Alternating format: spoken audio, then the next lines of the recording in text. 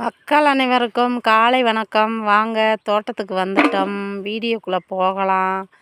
இந்த விவசாய பாருங்க, எவ்வளோ கஷ்டப்பட்டு இந்த விவசாயம் பண்ணியிருக்காரு. பண்ணி பாருங்கள், அந்த கொடியெல்லாம் எவ்வளோ ஆக்டிவாக இருந்துச்சு. இப்போ பாருங்கள், மழையாக பேயவும் கொடியெல்லாம் பழுத்து விட்டது. பாருங்கள் விவசாயியோட நிலைமையை பாருங்கள். எப்பயும் விவசாயி சிரிச்ச முகமாக இருக்கணும்னு கடவுள் கொடுக்குதா, கஷ்டத்தை கொடுக்குதே. அப்போ விவசாயிக்கு எவ்வளோ கஷ்டமாக இருக்குன்னு பாருங்கள். மகசூல் எடுக்கிற டயத்தில் மழை பெஞ்சு கொடியை பூரா பழுக்க வச்சிருச்சு. பாருங்கள், கொடியெல்லாம் பழுத்து போச்சு. காய் எடுத்து வச்சுருக்கோம். இதாங்க பட்டர் பீன்ஸு எடுத்துக்கிட்டு இருக்கோம்மா. பாருங்கள், நான் காட்டுக்குள்ளே வந்து காய் எடுக்கிறேன். காய் எடுத்தோடனே என்ன சொல்கிறாருன்னு பார்த்தீங்களா? நீ எடுக்கிற காய் சரியில்லை, நீ பழமாக எடுக்க மாட்டேங்கிற, பச்சை காயாக எடுக்கிறேன்னு சொல்கிறாரு. பார்த்தீங்களா எப்படி இந்த காட்டுக்குள்ளே வேலை பார்க்குறது? பச்சை காயாக எடுக்கிற, காயாக எடுக்க தெரில உனக்கு அப்படின்றாரு. 49 வயசு ஆயிடுச்சு எனக்கு. 49 வருஷமாக விவசாயம்தான் பார்க்குறோம்.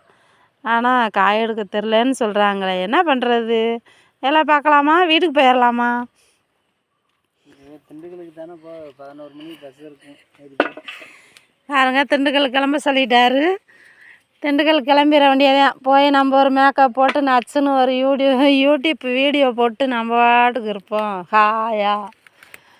பாருங்க, விவசாயத்துக்கு வேலை பார்க்கணுன்னு வந்தால் அவருக்கு ஹெல்ப் பண்ணுவோம் பாவமே நினச்சி நம்ம சிறுமலைக்கு 70 ரூபா சார்ஜ் கொடுத்து வந்தால், நீ 11 மணிக்கு பஸ் இருக்குது, திண்டுக்கல் கிளம்புன்னு சொல்கிறாரு.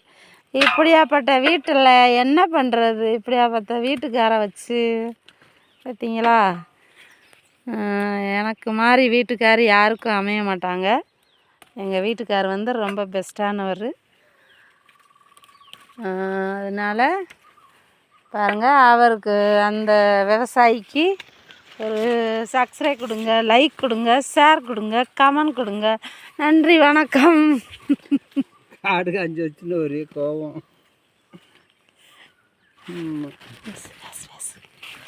காடு பல கஷ்டப்பட்டு வச்சு பூரா வதையும் போய் கிடக்குன்னு ஒரே டென்ஷனாக ஒன்று இருக்குது. என்ன செய்கிறது? கடவுள் எங்கே போனாலும் முகம் பார்க்க மாட்டேங்கிறாங்க. பட்டர் பீன்ஸுக்கெல்லாம் 100 ரூபா விற்கிது.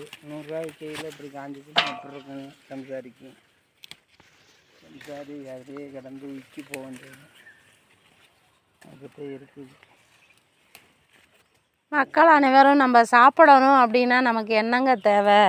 விவசாயம் தாங்க தேவை. கண்டிப்பாக இன்னும் 10 வருஷத்தில் விவசாயம் பண்ணுறக்கே நிலம் இருக்காதுங்க. விவசாயம் பண்ணுறதுக்கு நிலம் இருந்தால் தாங்க நம்ம சாப்பிட முடியும்.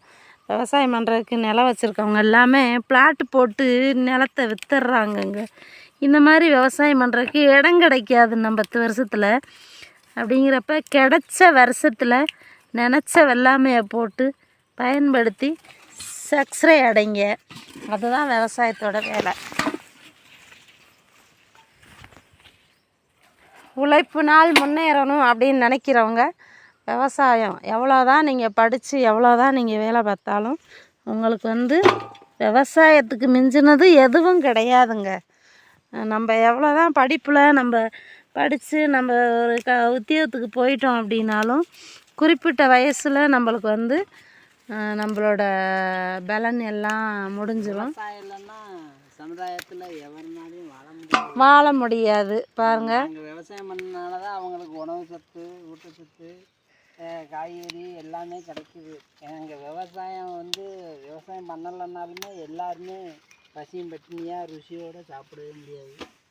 இன்னும் விவசாயம் பண்ணலைன்னா இன்னமும் அப்படியே நோய் அதிகமாக தான் கூட்டிக்கிட்டு வரும். விவசாயம் இல்லாமல் மற்றதை என்னத்தை சாப்பிட முடியும்? இந்த விவசாயம்லாம் பண்ணாமல் விட்டா, இந்த காய்கறி விவசாயம்லாம் பண்ணலைன்னு வை, மக்கள் என்னத்தை சாப்பிட முடியும்? ஏதோ ஒன்றை சாப்பிட்டு நோயில் அதிகமாக உடம்புக்கெல்லாம் பயன்படுத்தி வச்சுக்கிற வேண்டியது. அந்த மாதிரியெல்லாம் இருக்குது. முதல் விவசாயத்துக்கு அரசாங்கம் என்ன ஹெல்ப் பண்ண முடியுமோ அதை பண்ணுறதுக்கு மற்ற உறவினர்களெலாம் ஹெல்ப் பண்ணி அதுக்கு வந்து சொல்லணும். அதாவது விவசாயத்துக்கு முக்கியத்துவம் கொடுங்க, விவசாயம் பண்ணுறவங்களுக்கு முக்கியத்துவம் கொடுத்தாத்தேன் நாங்கள்லாம் நல்லா இருக்க முடியும், சமுதாயத்தில் நோய் நொடி இல்லாமல் வாழ முடியும். இந்தியாவில் கோடிக்கணக்கான மக்களுக்கு வந்து நோயோடு தாங்க வாழ்கிறாங்க. யாருமே நோயற்றவங்க கிடையாதுங்க. எல்லாருமே உணவு பற்றாக்குறையில் வர்ற நோயை தாங்க எல்லாமே. நம்ம சாப்பிட்ற உணவில் இருந்து தாங்க எல்லா நோயும் நம்மளுக்கு உருவாகுது. அதனால் பாருங்கள், நல்ல விதமாக ஹெல்த்து ப்ராடக்டாக சாப்பிட்றதுக்கு மக்கள் வந்து யோசிங்க, அடுத்தடுத்ததை யோசிக்காதீங்க. அப்படிங்கிறப்ப மக்கள் வந்து எதை சாப்பிட்டா நல்லா இருக்கலாம் அப்படிங்கிறது யோசிக்கணும். நம்ம அந்த மாதிரி காடுகரை இருக்கிறவங்கெல்லாம் வந்து கண்டிப்பாக அவங்கவுங்க சொந்த யூஸுக்கெல்லாம் விவசாயம் போடுங்க. நம்ம தோட்டத்தில் வர்ற மகசூலை எடுத்து சாப்பிடுங்க. யோசிக்காமல் வாழுவோம். பாருங்கள், இந்த விவசாயிக்கு கண்டிப்பாக சப்ஸ்கிரைப் கொடுக்குறவங்களுக்கு ரொம்ப ரொம்ப தேங்க்யூ. நன்றி, வணக்கம்.